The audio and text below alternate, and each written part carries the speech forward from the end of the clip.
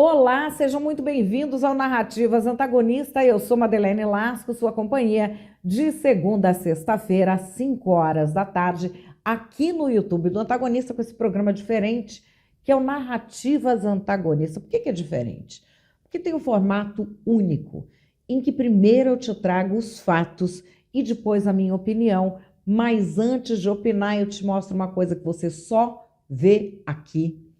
Qual é a narrativa da esquerda e qual é a narrativa da direita. Cada dia é um fato diferente. Fato de hoje: caos nos Correios, rombo bilionário e encomendas atrasadas. Vocês em todo o Brasil me pediram para trazer esse tema aqui. Aliás, eu quero saber de que cidade que vocês são. Eu fico curiosa para saber de onde que vocês estão me vendo. Coloca aqui de que cidade você é. Eu sou aqui de Cotia. E olha, recebi mensagem de gente do Brasil inteiro, o pé da vida com encomenda atrasada, ou comerciantes, falando, por favor, faz uma narrativa sobre isso. Estamos aqui desesperados porque não está entregando as nossas coisas. Vários comerciantes que me mandaram assim, olha, eu tinha um contrato com os Correios, não vamos mais usar, não vamos mais fazer, eu vou ter que dar um outro jeito, porque assim não tem mais como ficar. Enfim, tudo isso acontecendo, a gente não vê tanta notícia assim sobre isso, né? Noticiário, ultimamente, de uns anos para cá, de uns 10 anos para cá, é mais sobre gente barulhenta do que sobre coisas que importam. Mas vocês pedem aqui no Antagonista, a gente traz, os Correios importam sim, e nós vamos falar disso. Bora lá pro fato do dia. Fato do dia: caos nos Correios, rombo bilionário e encomendas atrasadas. Vamos começar no começo do governo para a gente falar de Correios. Porque nós viemos de discussões sobre os Correios com alta temperatura política nos últimos 20 anos. 20! Como eu estava em todos esses 20 anos? Eu já era uma jornalista experiente há 20 anos. Então nós vamos trazer todo esse recordar e viver para você que está fazendo as suas coisas, está no corre, você se interessa, mas não é a sua profissão, você não vai parar a sua vida para ir atrás disso. Por isso que a gente que é da profissão traz as coisas, correto?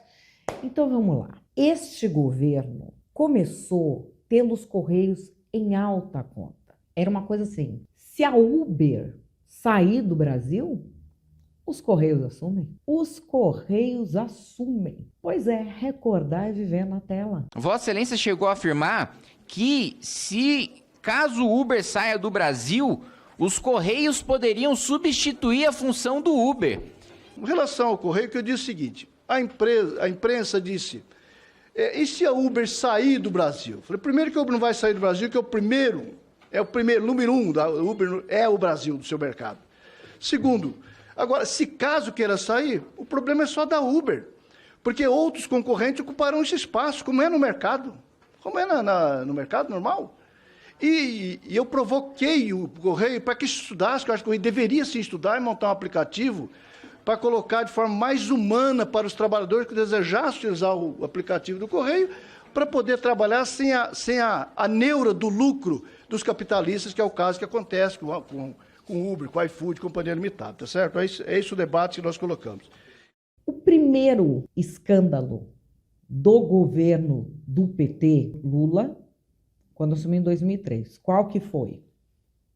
Mensalão. Quem é que não se lembra? Que o Roberto Jefferson foi lá e delatou que o pessoal recebia o mensalão, inclusive o partido dele, né? Delatou é quando tá no rolo junto. E o Valdemar Costa Neto, presidente do PL, também. O mensalão começa onde? Onde que começa o mensalão?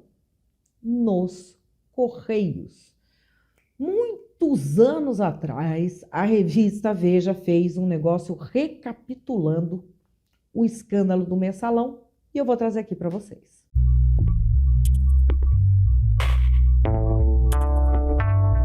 gente teve acesso a um vídeo onde um funcionário dos Correios conta, ele sem saber que estava sendo gravado por pessoas que se passaram como empresários, ele conta como é que funcionava a estrutura de corrupção dentro dos Correios.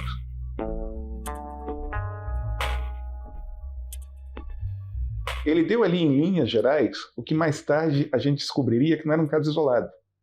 Era quase que uma política de governo, né? Você loteava os cargos na administração federal para arrecadar dinheiro dos partidos que faziam parte dessa base de sustentação do governo. E aí veio a famosa entrevista do Roberto Jefferson, onde ele conta que isso era uma prática de governo e chama isso de mensalão. Daí em diante, se descobriu que essa estrutura envolvia vários partidos e envolvia o próprio PT nessa tentativa de perpetuação no poder. Então o que a gente fez? A mesma estrutura. Quem cobria Congresso, continuou cobrindo o Congresso, a CPI que foi instaurada. Quem cobria Executivo e tinha suas fontes, cobria Executivo. Quem cobria Polícia Federal e Ministério Público, a mesma coisa. Mas com uma diferença. Agora, a gente, no caso da Veja, a gente já tinha essa tecnologia de apuração. Quer dizer, a gente já conhecia como apurar esse tipo de escândalo para ser o mais preciso possível. Eu acho que o papel da Veja foi fundamental. A Veja e outros veículos. Os veículos, os demais, os jornais, televisões, a imprensa de uma maneira geral, se aprimorou também na maneira como cobrir casos de escândalos dessa natureza. O que é o jornalismo investigativo? É você revelar aquilo que as autoridades querem esconder. E o caso do Mensalão era isso. Era uma quadrilha organizada que funcionava dentro do Estado, tentando ocultar uma porção de coisas. Você vai desvendando, vai puxando o fio do novelo ali, e ele foi se desenrolando até dar no que deu. Eu acho que foi muito da tecnologia que a gente aprendeu na época do caso Collor e outros escândalos que vieram depois do caso Collor, né? Teve a CPI dos anões, teve vários escândalos que sucederam nesse período, que permitiram a nós, da Veja principalmente, e também dos outros veículos, saber como se conduzir nesse que foi o maior escândalo da política brasileira de todos os tempos, o Mensalão. Naquela época, tinha um mix de CPI. Tinha um monte de CPI funcionando, mas não essas CPIs que leva lá a Virgínia para brigar com o padre Patrick. Não. Era uma época, se você se lembra, os bares à tarde, à noite, botavam no telão a CPI para a gente ver. A CPI dos Correios ocupa o segundo lugar da nossa lista. O ano era 2005, quando as denúncias de corrupção nas estatais, nesse caso, nos Correios, movimentavam o parlamento. Bastou um vídeo divulgado em maio daquele ano para uma crise política que ainda está fresca na memória dos brasileiros se alastrar pelo país. A Câmara registrava em boa imagem o diretor dos Correios, Maurício Marinho, supostamente recebendo dinheiro de fornecedores em nome do deputado Roberto Jefferson, na época presidente do PTB, partido da base aliada. Dito e feito, no dia 25 de maio de 2005, toda essa trabalheira para evitar investigações foi oficialmente em vão e a Comissão Parlamentar de Inquérito foi instaurada. Mas o que ninguém esperava é que quando a situação apertou, outra denúncia foi feita. O Brasil tinha ali o seu primeiro contato com o famosíssimo caso do Mensalão. Recordar é viver, vamos voltar a 2005, Roberto Jefferson. O homem que detonou a bomba. E ele detonou a bomba porque o cara dos Correios, que foi o primeiro caso de corrupção que estourou, era ligado a ele. Aí ele falou, vão estourar o meu, vão estourar de todo mundo. Vamos ver o Roberto Jefferson falando dos Correios. Vossa Excelência sabe que não é meu estilo, mas eu percebi que o governo quis botar um cadáver podre que atinge o seu Delúbio Soares, que atinge o senhor Silvio Pereira, que atinge o senhor Zé Dirceu, que eu vi dizendo que eu sou réu. Zé Dirceu, se você não sair daí rápido, você vai fazer réu um homem inocente que é o presidente Lula. Rápido, sai daí rápido, Zé. Para você não fazer mal a um homem bom, correto, que eu tenho orgulho de ter apertado a mão. Esse país sempre elegeu um presidente da elite. Ora um médico, Ora um advogado, ora um general, ora um sociólogo, Gabola. Mas nunca tinha elegido um homem pobre, um homem do povo. Todos esses que antecederam o presidente Lula, não é, meu líder? Me permite fazer um pouquinho de plágio desse seu discurso. Homens ricos ou de classe média alta, que ouviram falar da fome, o Itamar, engenheiro de Minas, mas ouviu falar, não sentiu fome. O presidente Lula sentiu fome. O presidente Fernando Henrique ouviu falar na miséria lendo o Graciliano Ramos, Vidas Secas, mas nunca passou miséria. O ex-presidente Collor pode ter ouvido falar em miséria, mas nos versos de Catulo da Paixão Cearense. O presidente Figueiredo pode ter ouvido falar no retirante nordestino, mas nunca foi um retirante. O presidente Lula, não. Igual o povo, gente igual o Brasil, pobrezinho, retirante do Nordeste, passou fome, sabe o que é desemprego, sabe o que é pau de arara, viveu concretamente o que os outros ouviram dizer. E eu quero dizer aos senhores aqui, nesse momento que faço esse depoimento, vi um inocente desabar ante essa realidade que lhe contei. Vi um homem de bem, um homem honrado, um homem simples, um homem correto se sentir traído por uma cinta, por um cordão de isolamento que havia em torno dele. Aí eu compreendi. Senhores deputados, senhoras deputadas, meus advogados, senhor presidente, senhor relator, por que não permitiam, que a gente esbarrava sempre no Zé Dirceu, no Rasputin. A gente não passava do Zé Dirceu. Eu entendi, porque o presidente Lula abraça a gente assim, deixa a gente abrir o coração. Não é fácil dizer o que eu disse a ele, mas eu medi a sua reação. Feri o inocente. E sei que ele tomou atitude, porque a atitude já se percebe aqui nessa casa. Inclusive, o marasmo que vive o plenário da Câmara dos Deputados está ligada à ausência do mensalão, a essa síndrome da abstinência.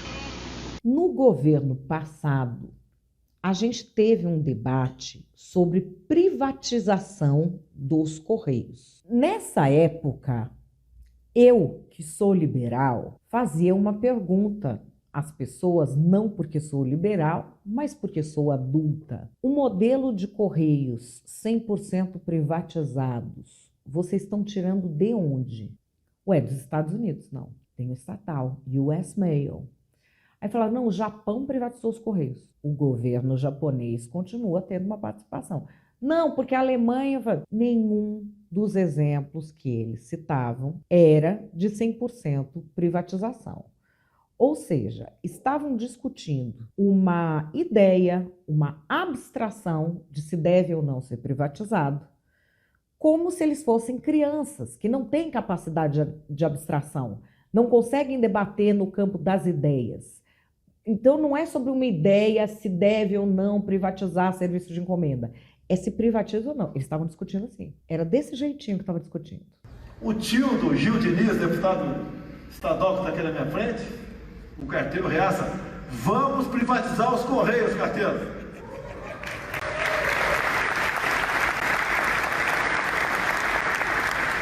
E aí, do lado que ficou contra a privatização, mas a favor da infantilização do debate, o que se dizia é que estavam precarizando os Correios para depois privatizar.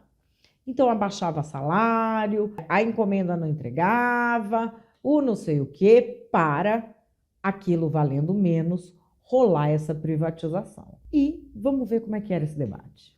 Inclusive, os trabalhadores do Correio ficaram muito satisfeitos do Correio não ser mais privatizado. É engraçado, eu lembro do Correio sendo discutida a privatização no tempo que o Antônio Carlos Magalhães era ministro da Comunicação do Sarney.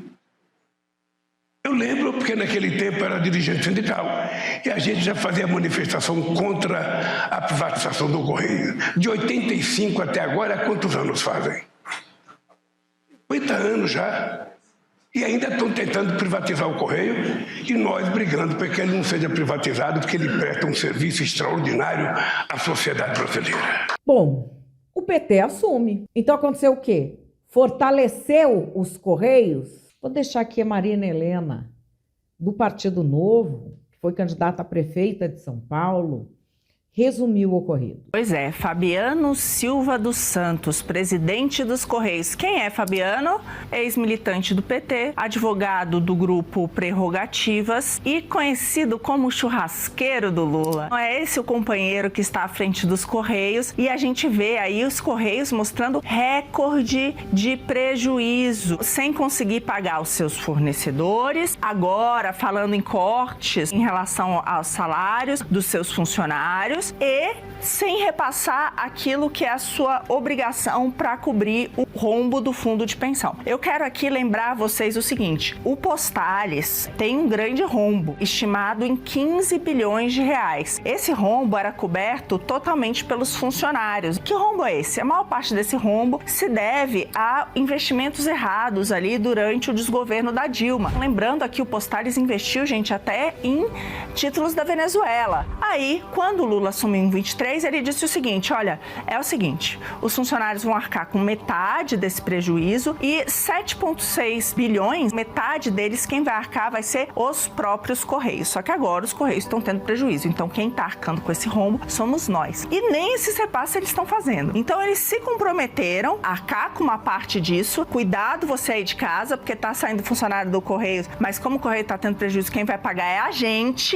e nem isso ele tá fazendo. E aqui continua a explicação agora sobre os patrocínios que ocorrem nos Correios de eventos culturais. Já atrasou salário, já cortou o hospital do plano de saúde dos funcionários, está com problema em fundo de pensão, que é o tal do Postales, e tem mais coisa. Põe na tela. Anteontem vimos que a verba de patrocínio dos Correios saltou de 300 mil para 33 milhões e 800 mil desde 2022, um aumento de mais de 100 vezes. Isso enquanto a empresa acumula prejuízo histórico e impõe cortes aos funcionários.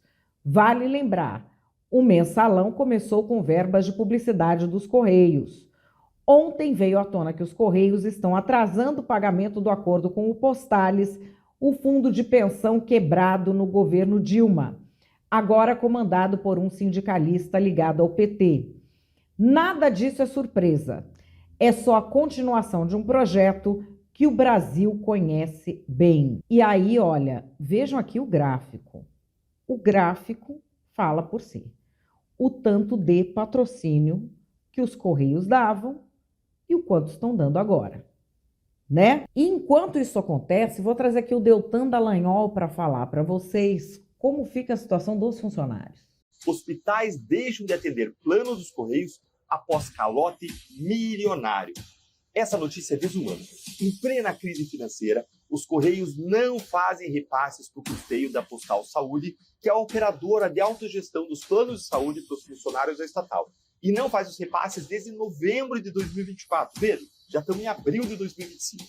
O radar apurou. Diante de tudo isso, a gente teve uma greve no mês de maio. Essa greve fez com que, num determinado ponto, os Correios cancelassem até os serviços premium, do tipo não está tendo Sedex.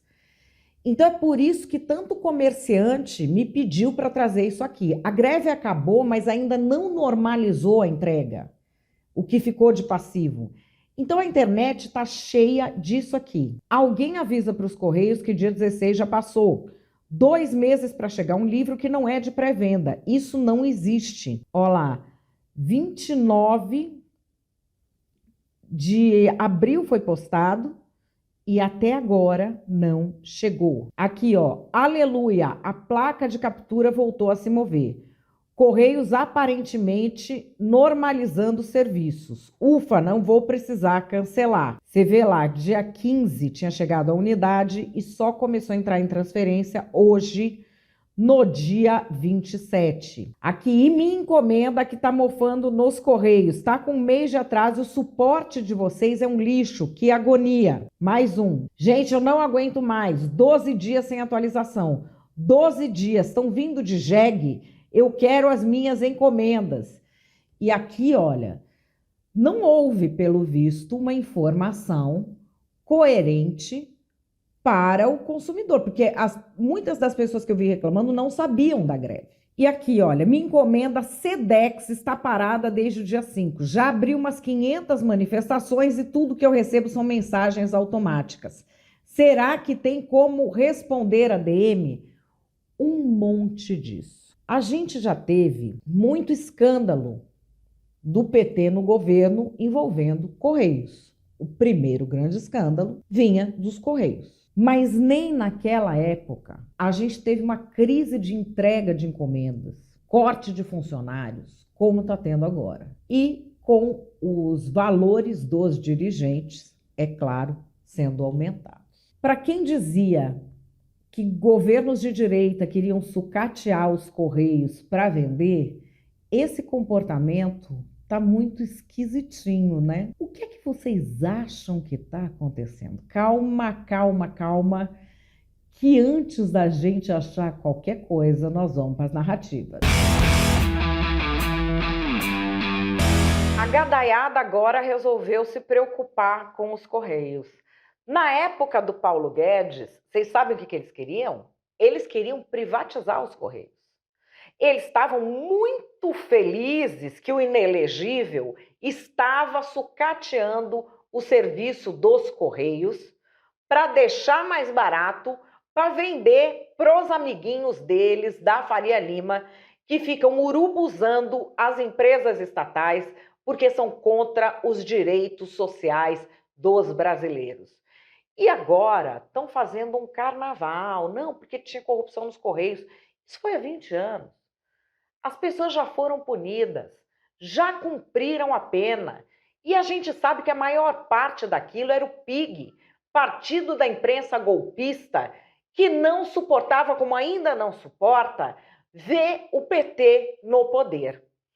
Então, assim, o governo está fortalecendo os Correios. Esse é um processo demorado, mas definitivo. E é para isso que eu fiz o L. Faz o L.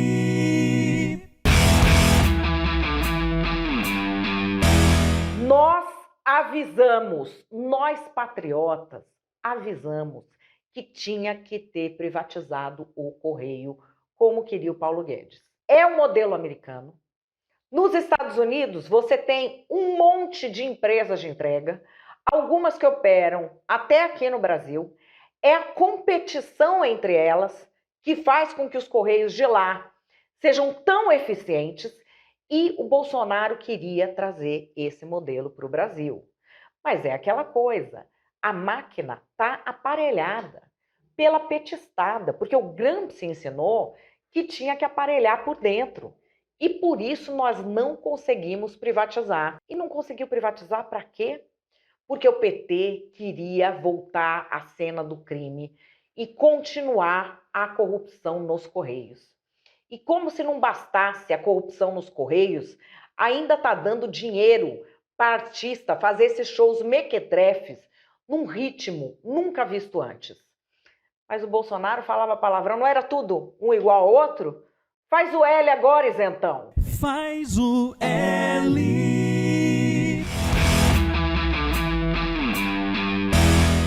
E qual é a minha opinião? Para quem acusava o governo passado de querer sucatear os Correios para vender, o PT me parece que aprendeu muito bem esse método. Eu acho até que a gente deveria ver se o PT está próximo de grandes empresas mundiais de entrega.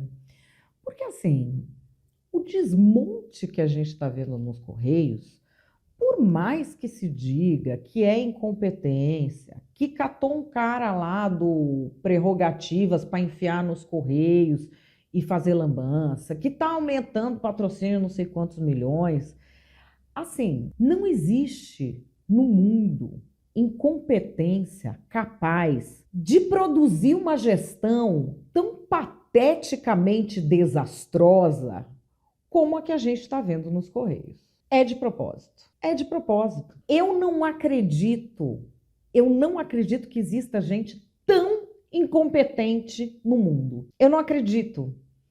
Pode ser que exista. Eu estou dando aqui a minha opinião, estou opinando. Pode ser que exista gente incompetente neste grau que nós estamos vendo nos Correios. Eu não acredito. Eu considero que isso é humanamente impossível, que o que a gente está vendo talvez seja algo muito bem arquitetado e muito pouco falado. Qual é o projeto que se tem para esta área no governo Lula? As coisas nunca ficam muito claras. Vou falar de outro setor. As Bruzinha, a Shein, a Shopee. Qual era o projeto com relação a mercado de varejo, grandes varejistas no Brasil por parte do PT? Nenhum. Nós não tivemos nenhum projeto na última eleição. A última eleição foi: o meu é um santinho, o seu é o demônio, e vocês são isso, vocês são aquilo. A última eleição, praticamente não houve debate sobre fatos. Houve sobre ideias difusas de autoritarismo, de democracia e do caráter de cada um. Sendo que estamos falando de dois indivíduos de notória mendicância intelectual, que não se dedicam, não, a projetos e ao que é melhor para as pessoas. Se dedicam com profundidade intelectual ao que é melhor para eles, para o grupo deles, para a família deles e para a mulher deles. São figuras assim, em quem o brasileiro resolveu confiar. Por quê? Porque deve ter muita gente que é assim também. A grande questão é que na última eleição não houve projeto para nada. E a questão das entregas, ela não é uma questão, a gente às vezes fica pensando, a entrega, eu estou esperando minha entrega, a sua entrega não pode ser no dia, você não vai ficar esperando.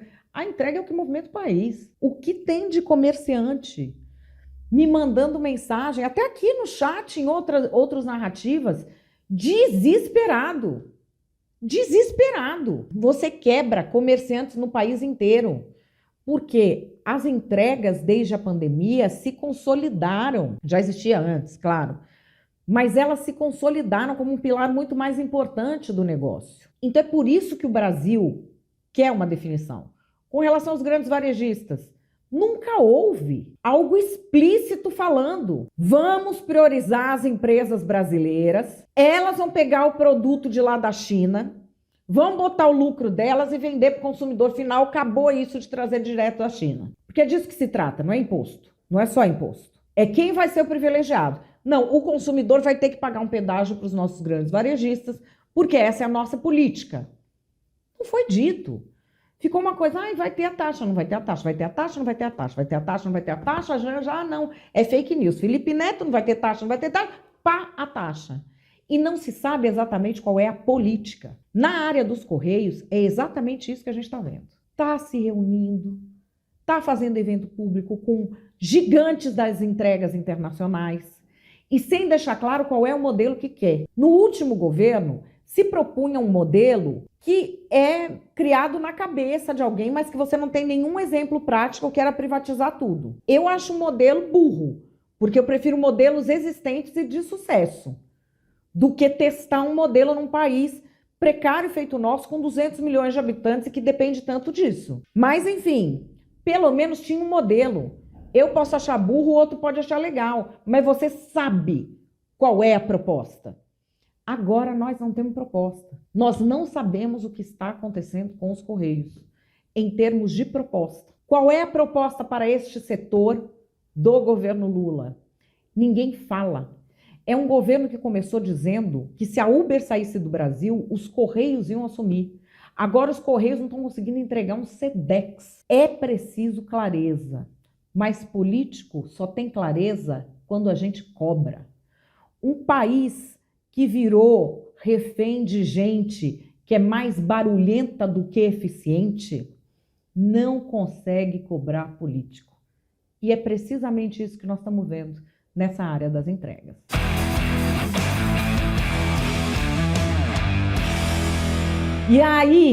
E aí, pessoal, o Narrativas Antagonista vai ficando por aqui.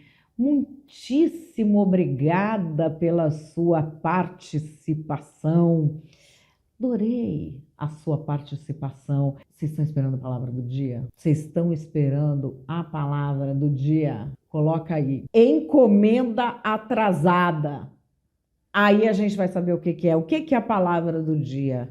A palavra do dia é uma palavra que a gente fala, uma palavra não, uma expressão, né? Para saber quem assiste o Narrativas Antagonista até o fim e para causar aquela estranheza em quem não assiste, que vai ficar olhando ali, encomenda atrasada, encomenda atrasada, encomenda atrasada, o que é isso? Enfim, é muito bom ter a companhia de vocês aqui no Narrativas, viu? Muito obrigada. Não esquece de deixar o seu like, de compartilhar esse vídeo e aproveita, dá para você ver até na TV. Você está inscrito no canal do Antagonista? Está inscrita no canal do Antagonista? Se inscreve e ativa o sininho que eu tenho certeza de que você vai gostar muito de receber as notificações da nossa programação. Hoje eu vou ficando por aqui, amanhã eu volto às 5 da tarde. Grande beijo e até lá!